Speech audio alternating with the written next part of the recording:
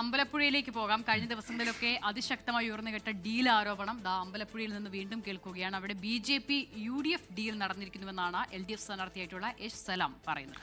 ഈ ഡീൽ നടപ്പാക്കാനുള്ള കവചമാണ് G സുധാകരന്റെ സ്വതന്ത്ര സ്ഥാനാർത്ഥിത്വം. KC വേണുഗോപാൽ പരസ്യമായി മറുപടി നൽകണം എന്നും എച്ച് സലാം ആവശ്യപ്പെട്ടിട്ടുണ്ട്. അമ്പലപ്പുഴയിൽ BJP UDF ഡീൽ നടന്നിരിക്കുകയാണ് എന്നുള്ളതാണ് ഇന്നലത്തെ പ്രസ്താവനയോടെ വെളിച്ചത്ത് വരുന്ന കാര്യം. ഇതിൽ സ്വതന്ത്ര പരിവേഷത്തോടെ ആദ്യം അവതരിപ്പിച്ച് നാട്ടുകാരെ പറ്റിക്കുക, പിന്നെ UDF സ്ഥാനാർത്ഥിയായിട്ട് പിന്നെ പുറകെ പറയുക, മൂന്നാം ഘട്ടമാകുമ്പോൾ BJPയുടെ ഒരു പിന്തുണ ഉറപ്പിക്കുക. യഥാർത്ഥത്തിൽ ഈ ഡീൽ നടപ്പാക്കാൻ വേണ്ടിയുള്ള ഒരു കവചമാണ്.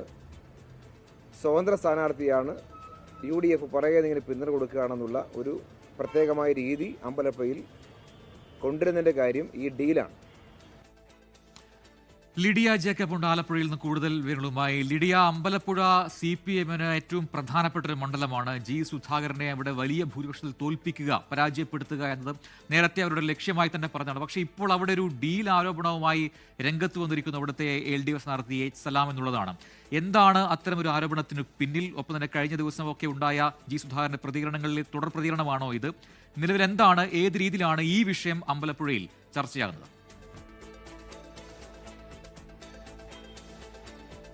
കഴിഞ്ഞ ദിവസങ്ങളിലുണ്ടായ പ്രതികരണങ്ങളുടെ ഒരു തുടർ പ്രതികരണം തന്നെയാണ് എച്ച് സലാമിന്റെ ഭാഗത്തു നിന്നും ഉണ്ടായിട്ടുള്ളത് എന്നുള്ളതാണ്. ഇന്നലെ നടന്ന തെരഞ്ഞെടുപ്പ് കൺവെൻഷനിൽ G സുധാകരന്റെ ഭാഗത്തു നിന്നും ഉണ്ടായ പ്രതികരണം 5000-ലധികം BJP വോട്ടുകൾ തനിക്ക് ലഭിക്കും എന്നുള്ളതായിരുന്നു.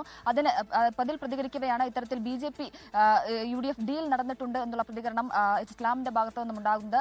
പ്രത്യേകിച്ചും ഈ സമയത്ത് മാത്രമല്ല, മുൻപ് തന്നെയും ഇത്തരത്തിലൊരു ഡീൽ BJPയും UDF-ഉം തമ്മിൽ ഉണ്ടായിരുന്നു. അതിന്റെ ഭാഗമായാണ് ഇത്തരത്തിലൊരു സ്വതന്ത്ര സ്ഥാനാർത്ഥിത്വം ഇത്തരത്തിൽ പിന്തുണ നൽകിയത് എന്നടക്കമുള്ള കാര്യങ്ങളാണ് വ്യക്തമാക്കുന്നത്. മാത്രമല്ല, മുൻപ് 2016-ൽ തന്നെ ഈ രമേശ് ചെന്നിത്തലയും KC വേണുഗോപാലും ഒപ്പം G സുധാകരനും തമ്മിൽ അത്തരത്തിലൊരു നെക്സസ് പ്രവർത്തിച്ചിരുന്നു. ആ നെക്സസിന്റെ ഭാഗമായി പല കാര്യങ്ങളും ചെയ്തിട്ടുമുണ്ട്. ആ ഒരു നെക്സസിന്റെ ഭാഗമായിട്ട് തന്നെയാണ് കഴിഞ്ഞ തെരഞ്ഞെടുപ്പിൽ ഇത്തരത്തിൽ തനിക്ക് എതിരെ പ്രതികാരമടക്കം ചെയ്യുന്ന കാര്യത്തിലേക്കൊക്കെ കടന്നു. ഇന്നലെ G സുധാകരന്റെ പ്രസ്താവനയിൽ അത്തരത്തിലുള്ള പ്രതികരണങ്ങളും കാര്യങ്ങളും ഒക്കെ ഉണ്ടായിരുന്നു. പ്രതികാരം ചെയ്തു എന്നടക്കമുള്ള പ്രതികരണങ്ങളായിരുന്നു ഉണ്ടായിരുന്നത്.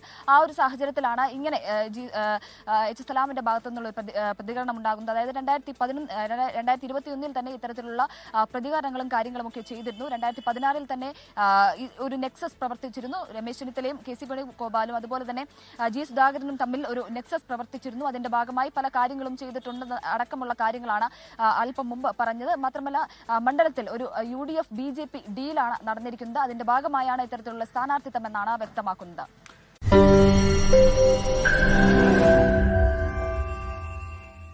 ലോകത്തെവിടെയായാലും ഏത് സമയത്തും 24 വാർത്തകളും ഓഗ്മെന്റഡ് റിയാലിറ്റി പാക്കേജുകളും എക്സ്പ്ലെയിനറുകളും വിശദമായി കാണാൻ ഞങ്ങളുടെ YouTube ചാനൽ നിങ്ങൾക്ക് സബ്സ്ക്രൈബ് ചെയ്യാം.